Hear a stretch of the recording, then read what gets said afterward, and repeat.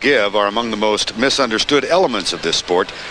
Let's take a closer examination of just how the system works. Lurking behind these numbers are people with the power to choose champions. Their methods can be confusing and downright amusing.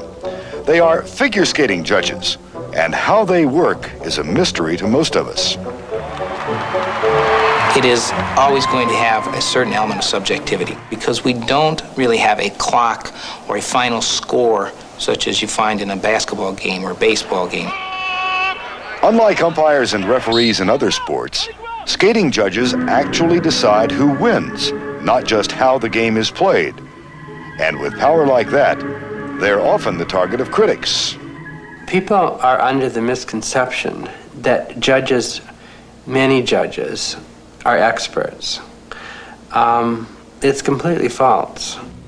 There is no such thing as a professional skating judge. They're all volunteers, and many were skaters themselves once.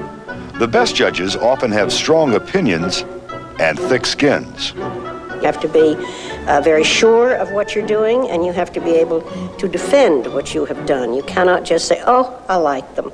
You have to say, I like them because boom, boom, boom. What goes into a skating score involves factors that have little to do with what an audience sees on the ice. Skaters and coaches have learned to accept this fact, but to fans, it can seem strange and even comical.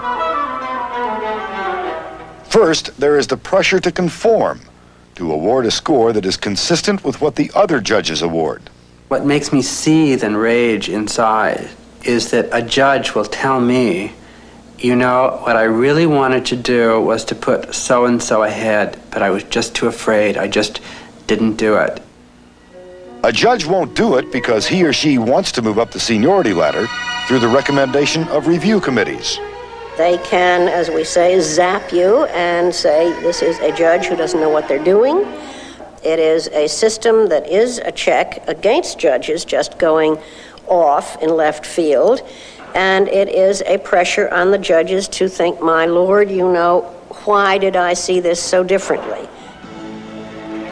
The judge is very conservative. He knows that if he gives a good marks to the top skater, he doesn't get suspended, but he might give it going outfield on a new skater. So the judges play it safe, going with the established stars and giving more weight to reputation than to performance. Young skaters call it waiting your turn.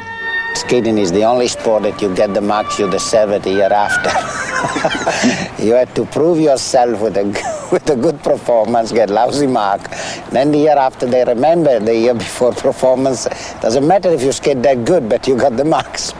There is one element of scoring that everyone agrees has changed for the better. International politics. The old East versus West rivalry is no longer the factor it used to be. The judges are afraid of national bias. They really are. Nobody wants to be told that they're untrustworthy, and then that's what they're telling you. Gone are the days where somebody, for whatever reason other than skating well, would win an Olympic title. You can't do it anymore.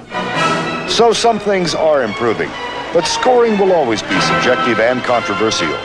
By nature, figure skating is a blend of athletics and art, a contest in which the difference between the champion and the also-ran is often in the eyes of the beholders. And for better or worse, the decision of the judges is final. When we come back, Susanna Racamo and